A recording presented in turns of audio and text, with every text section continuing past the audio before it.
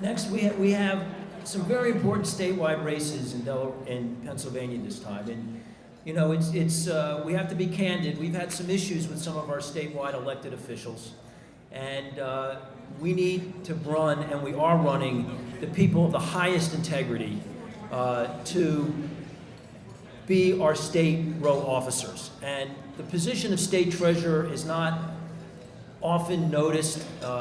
You don't get a lot, you know, they're not in there day in, day out with the state legislature, but being the steward of our tax money is an incredibly important position.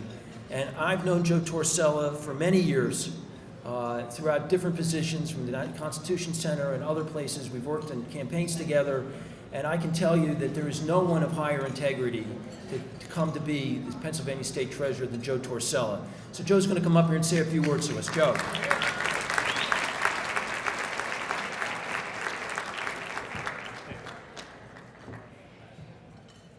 Hello, everyone. So I was thinking today about the conversation I had with David at your holiday gathering last year, where I told him I was running for state treasurer. And he said he had some important advice to offer me. And I'm new to politics, so I was interested, and I thought maybe it was the big theme of my campaign or an important alliance I should have. And he pulls me close and says, always, always remember when you're speaking to county dinners, be less than 3 minutes long.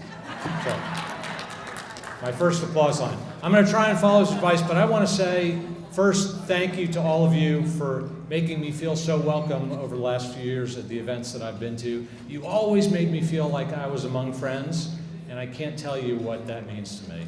And I want to give, this is dangerous, but a special shout out to two old friends, two great Delaware County Democrats, great Pennsylvania citizens, Jack Stolzheimer and John Kane, without whom I wouldn't be standing here.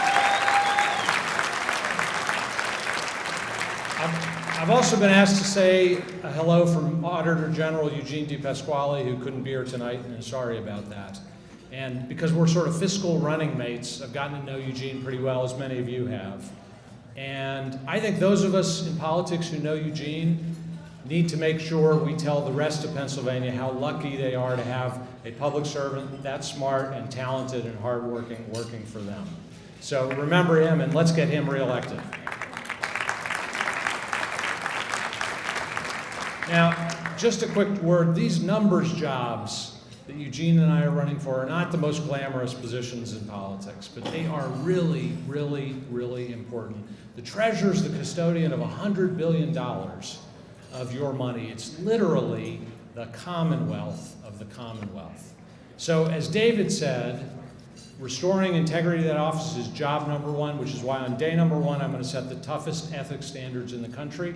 I'm appointing a chief integrity officer, and I'm going to make it easy for every one of you to go online and see not just every dollar in state contracts, but every dollar in political giving by the people who get those state contracts.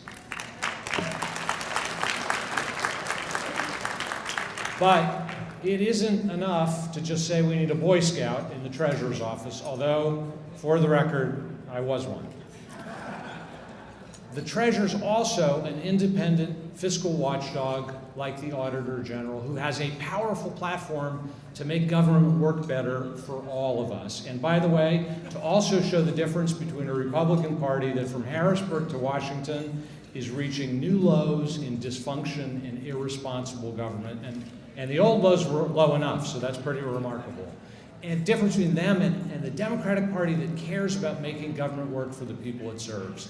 That's what I've done with my life. I did it as deputy mayor, I did it as president of the Constitution Center, and I did it as President Obama's ambassador to the UN, and I will do it as your treasurer. But I'm not running for treasurer just to be a better bean counter. I am a proud Democrat, and I'm running because I think the treasurer has a role to play in addressing the great challenge of our time and turning back a rising tide of inequality. What I want to do as Pennsylvania State Treasurer is what some other state treasurers have already done, and that's create universal automatic college savings accounts for every child born in Pennsylvania. There are 150,000 kids born every year in this state, and on my watch, I want every last one to grow up as a saver, as someone who's fully involved in the financial system, and someone who sees a bright future for himself or herself as a college or vocational school graduate with those savings. All around the country, treasurers are making a difference, not just on financial empowerment, but on rebuilding our infrastructure, on holding Wall Street accountable, on clean energy and climate change. They're making state government into the engines of progress that we want to see as Democrats.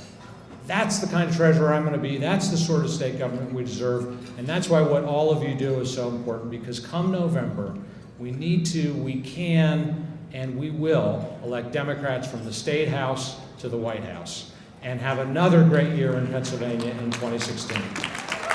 Thank you, Delaware County. Thanks, Joe.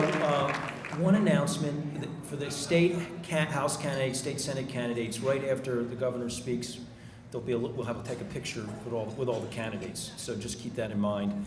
Other than that, I think we're gonna take a little break, enjoy the food. We'll be back with several other speakers, maybe even one during the meal, depending when they arrive. So enjoy the meal.